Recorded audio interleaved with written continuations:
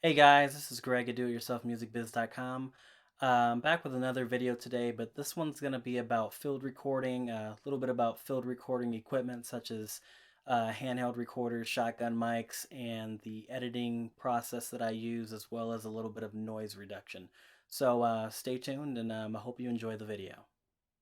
To the left is the H1 Zoom with a furry head on top of it.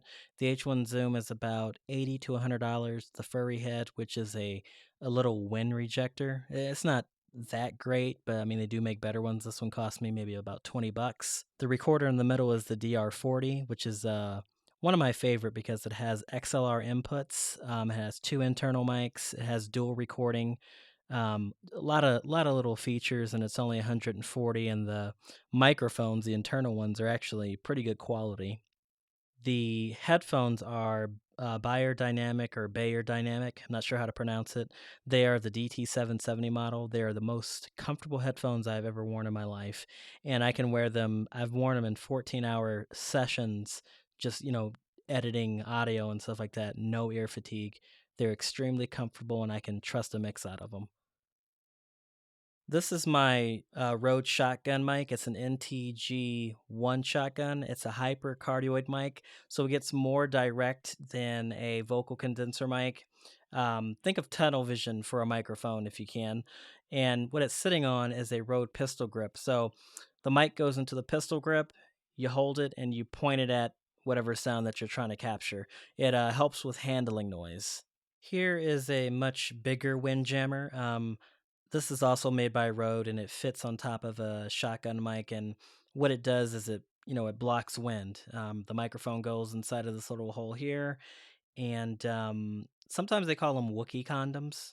It's kind of a weird name for it, but it's a lot better than the smaller one. And here is the windjammer slash windsock connected onto the microphone, the NTG1, which is on the pistol grip, and kind of looks like a gun, but that's how the whole ensemble comes together. A cable goes through the bottom, which hooks up to the mic, and the other end goes into your digital recorder slash your preamp. Okay, so next what we want to do, and let me make sure this is in focus, still getting used to this camera, is power it on. And then from here, what I want to do is disable the external mic. That's what I was using before. And we're going to use the internal mics. So you hit recording mode. Not sure if you can see this, but I like dual mode. And what dual mode does is it allows me to record a file twice, or better yet, it makes a backup recording. So if I record something and it clips, the second recording is like 6 dB or whatever amount of dB. Basically, it's quieter than the original, so that way I at least can salvage some sort of take. Sometimes the audio is too low, but you can always clean it up, double it up.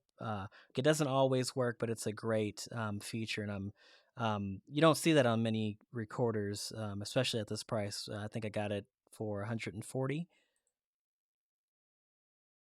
So we're going to go down and we're going to change this mic to internal, and we'll make it internal mono. Right here is where you can adjust the input level. The amount that you choose is going to be different for every situation.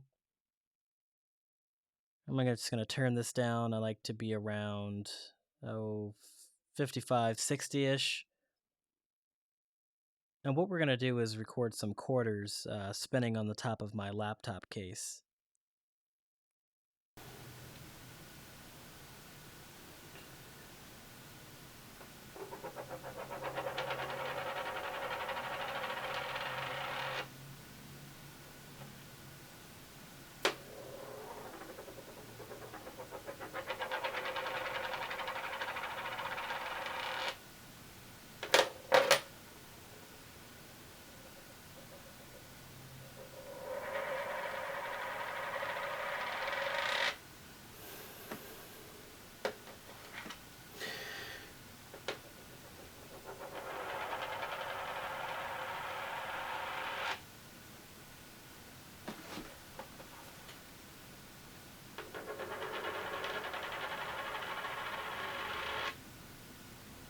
What I'm doing now is just pointing the mic at the can. You always want to aim at your sound source. But what I don't want to do is I don't want to get the soda everywhere. So hopefully the fuzzy condom sock, catches some of this. And normally I don't do this. Like, I'm against having liquid by my machine, but here's a little live audio.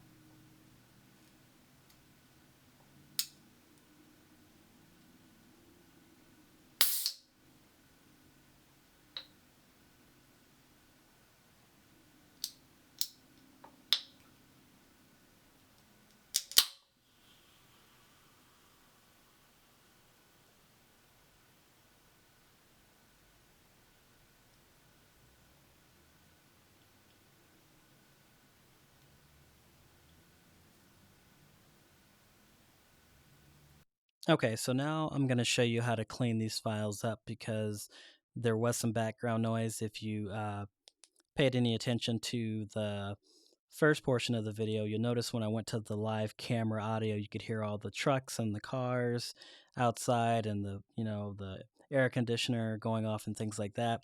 But what I didn't let you hear was the sound that the actual recorder picked up, and so we're going to look at that now. And there's two different files. One is the original take and one is the safety take. And I'd like to look at the safety take first and kind of see how that came. And I can tell right here that I clipped, so that kind of sucks. And I wasn't watching the levels. I was too busy worrying about being in focus on the camera. But we'll go ahead and listen to this. I would say bring your volume down because I don't know how I don't know I don't want you to ruin your speakers or your ears because I can tell that this is clipping. So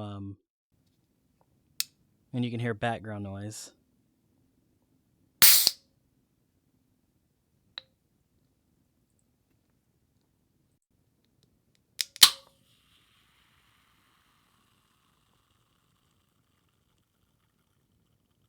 Okay. And there's two things that you can do with this. I mean, you can lower the overall volume, but you're still going to have, it's still going to be bad where it kind of clipped. Or you can go in and redraw the wave, which I'm not going to do in this tutorial. What I'm going to actually do is go for the safety file, which is this one, and see how that came out. And hopefully it came out decent at least. I'm afraid that it probably did not catch the detail of the carbonation of the bubbling in the can, but we'll see. Yeah, I can tell it didn't get much of it.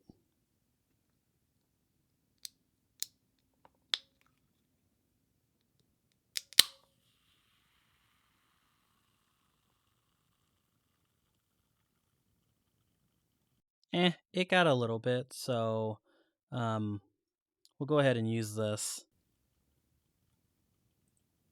Okay, let me go ahead and save as.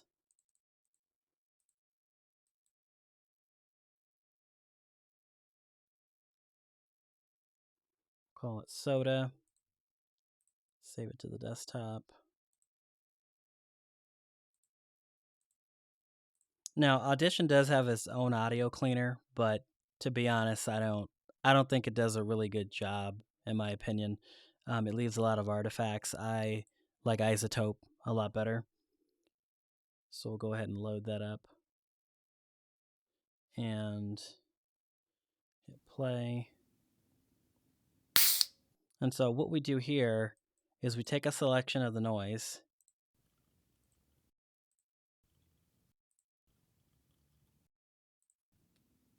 Okay, so just a little bit will do. In my experience, the smaller the selection, the better. Like sometimes people, they'll take all of that, and sometimes it'll overcorrect itself, it'll overcompensate, and you'll get kind of this like metallic sounding result at the end. So in my experience, little selections work a lot better.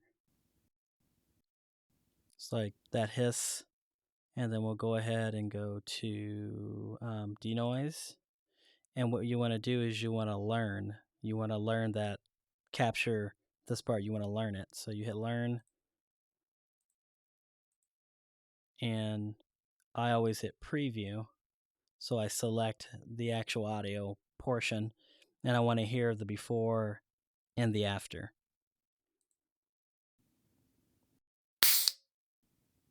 Okay.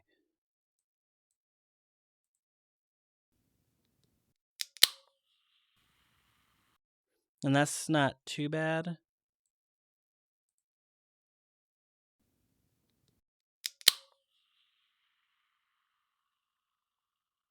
And as you can see, I still clipped on that. But that's okay. That's all right. So crap. Let's learn it again. Okay. Then we highlight all of it and you hit process. And I always put it on slowest. And these values, these can change. Obviously, the more noise reduction you do, the more it's kind of taken from the natural sound, and you'll have to compensate with smoothing. So what I'll do is I'll just run it. It doesn't take too long. I mean, obviously, the longer the clip, the longer the processing is going to be. I did I want to say maybe a 3-minute audio clip that took close to an hour. It was nuts. So our final result is this.